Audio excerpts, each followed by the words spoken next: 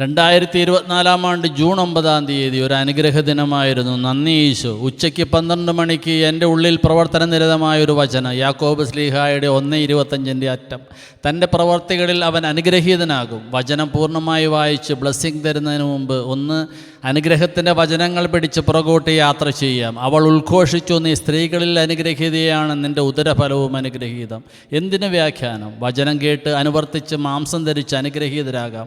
വചനം കേൾക്കാം, ആശീർവദിക്കാം, സ്വീകരിക്കാം. കേട്ടത് മറക്കുന്നവനല്ല, പ്രവർത്തിക്കുന്നവനാണ്. പൂർണ്ണമായ നിയമത്തെ, അതായത് സ്വാതന്ത്ര്യത്തിൻ്റെ നിയമത്തെ സൂക്ഷ്മമായി ഗ്രഹിക്കുകയും അതിൽ ഉറച്ചു നിൽക്കുകയും ചെയ്യുക.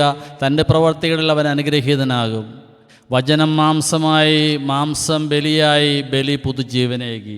നമ്മുടെ കർത്താവ് ഈശോ മിശിഹായുടെ കൃപയും പിതാവായ ദൈവത്തിൻ്റെ സ്നേഹവും പരിശുദ്ധാത്മാവിൻ്റെ സഹവാസവും നാം എല്ലാവരുടെയും കൂടെ ഉണ്ടായിരിക്കട്ടെ.